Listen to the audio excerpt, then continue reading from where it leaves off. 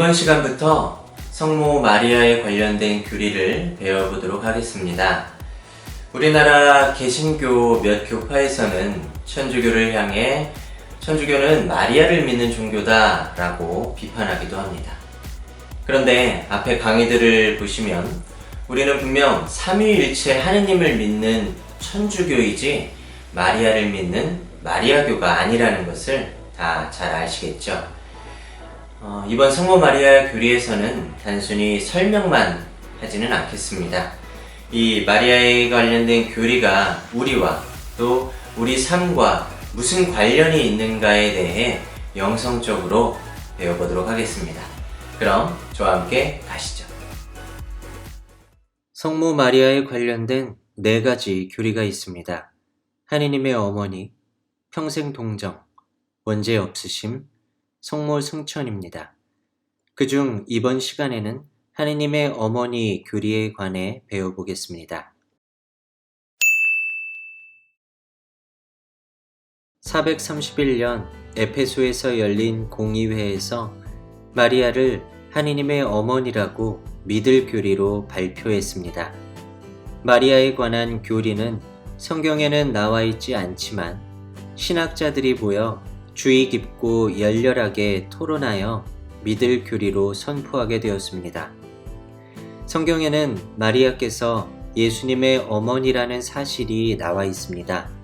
그런데 하느님의 어머니 교리는 예수님께서 인간이시며 하느님이시니까 그분의 어머니이신 마리아께서도 인간 예수님의 어머니이며 동시에 하느님의 어머니도 되신다라는 내용입니다.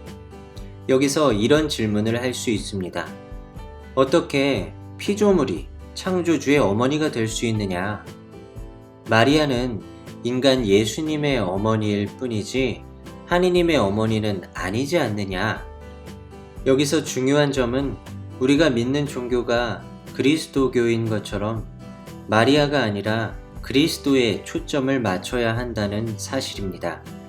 사실 마리아에 관한 모든 교리는 그리스도로부터 출발했습니다.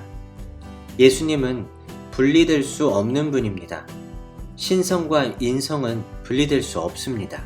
그렇기 때문에 마리아께서는 예수님 일부분의 어머니가 될 수는 없습니다. 마리아는 예수님 전체의 어머니, 그러니까 분리될 수 없는 신성과 인성을 지니신 예수님의 어머니이십니다. 그러므로 삼위일체 두 번째 위격인 하느님이신 예수님의 어머니는 하느님의 어머니이십니다.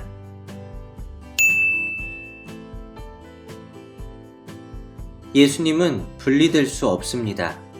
마리아께서 예수님의 어머니셨다면 그분 전체의 어머니, 곧 하느님의 어머니이십니다. 지난 시간에 교회에 대해 배울 때 우리가 그리스도의 몸을 이루는 지체들이라고 했습니다. 그렇다면 같은 논리로 우리가 그리스도의 몸이라고 한다면 우리는 예수님의 인성의 몸도 되고 신성의 몸도 됩니다.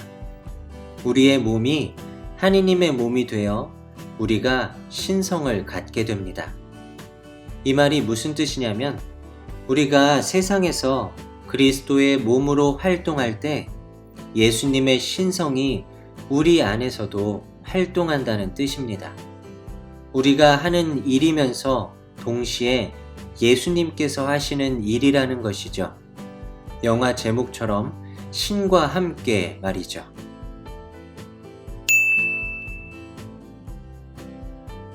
그래서 우리는 늘 예수님과 함께하는 동반자입니다. 당신은 나의 동반자.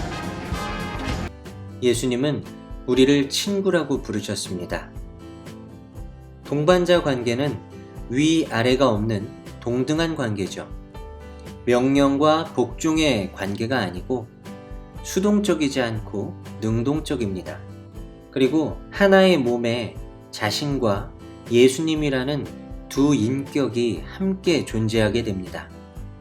우리가 세상 안에서 예수님의 몸으로 행하는 일들은 그분과 일치되어 함께합니다.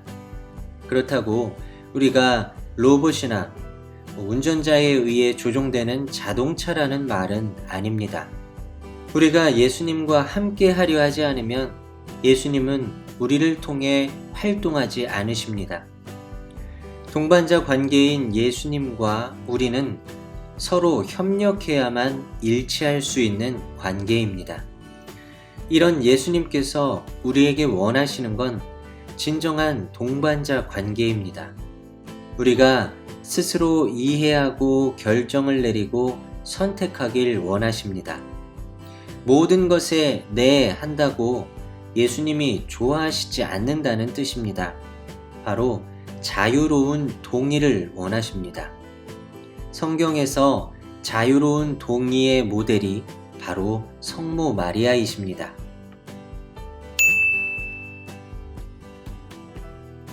하느님께서 마리아에게 하느님의 어머니가 되어줄 것을 청했을 때 마리아는 네 라고 대답하셨습니다.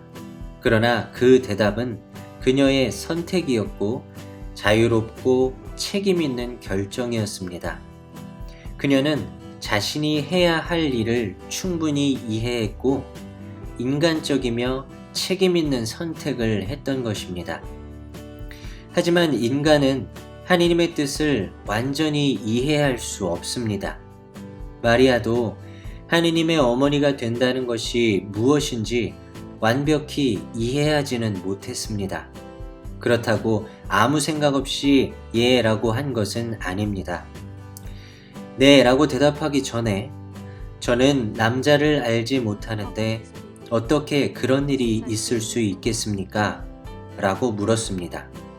그리고 천사가 하느님의 능력을 통해 일어난다고 설명했을 때 마리아는 이해하지 못한 부분들은 하느님께 신뢰로 맡기고 스스로 선택을 하십니다. 저는 주님의 종입니다. 말씀하신 대로 저에게 이루어지기를 바랍니다.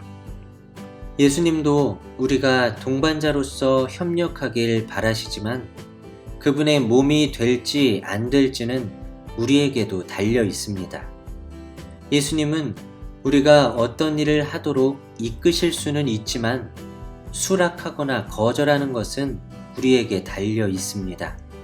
그렇게 자유로운 동의로 예수님이 세상에 오셨고 구원 사업을 이루셨습니다. 이처럼 우리가 자유로운 동의를 하면 예수님은 우리를 통해 활동하십니다. 우리가 웃을 때 예수님도 웃고 계시고 우리가 사랑할 때 예수님도 사랑하십니다. 이처럼 예수님은 우리의 동반자이시고 동시에 우리의 머리이십니다. 우리는 그 몸의 지체입니다. 우리는 부분이고 그분은 전체이십니다.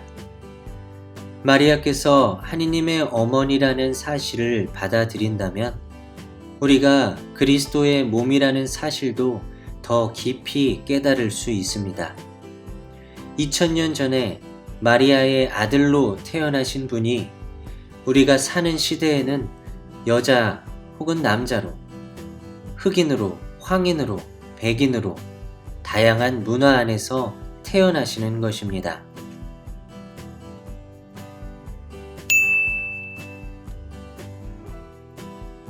자, 그러면 이제 결론은 분명합니다. 우리가 정말 노력하며 살아야 합니다. 세상에서 우리 말과 행동을 통해 그리스도가 드러나기 때문입니다. 우리가 하는 모든 것에서 예수 그리스도께서 활동하시는데 단지 최선을 다하는 것만으로는 부족합니다. 변하지 않으면 안 됩니다. 가정이나 직장, 사회생활에서 우리 말과 행동, 태도가 변하지 않는다면 안 됩니다. 그러나 말처럼 쉬운 것이 아닙니다. 변하는 것은 한 번이 아니라 계속해서 변해야 하는데 꾸준히 변한다는 것이 매우 어렵다는 것을 잘 알고 계시겠죠. 그러기 위해서 내가 변했는지 어제보다, 그저께보다, 지난주보다, 한 달 전보다 내 삶에 무엇이 바뀌었는지 보아야 합니다. 자연 보호에 대한 관심이 예전과 같은지, 예전처럼 운전을 하는지, 사회나 정치 문제에 대해서 예전처럼 말하고 있는지, 나의 시간과 돈을 예전처럼 쓰고 있는지, 사람들을 예전처럼 대하고 있는지, 특히 가난한 사람들이나 소외된 사람들을 어떻게 대하고 있는지 말입니다. 이렇게 현실적으로 변해야겠다고 생각하고 변하는 것이 필요합니다. 그런 의미에서 여러분은 자신을 그리스도의 몸이라고 자신 있게 말할 수 있나요? 여러분이 하는 모든 일에서 그리스도를 드러낸다고 말할 수 있나요? 이제 여러분 삶의 변화를 위해서 한 가지 기준을 가르쳐 드리겠습니다. 세상에서 그리스도의 몸으로 살아가기 위해서 앞으로는 무엇이 맞는지 틀린지를 묻지 마세요. 오히려 예수 그리스도를 증거하는지 안 하는지를 물으세요. 이것이 맞냐 틀리냐가 아니라 이것이 예수 그리스도를 증거하느냐, 이것이 그분의 가르침과 태도와 가치를 진정으로 표현하느냐입니다. 내가 해야 하는지 말아야 하는지가 아니라 내가 이것을 함으로써 예수 그리스도를 증거할 수 있는지를 물으세요. 그렇게 살 때 진정 그리스도의 몸이 되고 그리스도께서는 세상에 현존하시게 됩니다. 마리아께서 천사에게 네 라고 응답하심으로써 하느님의 어머니가 되신 것처럼 여러분도 매일 네 라고 응답하심으로써 세상에서 그분의 진정한 몸으로 살아가시길 바랍니다.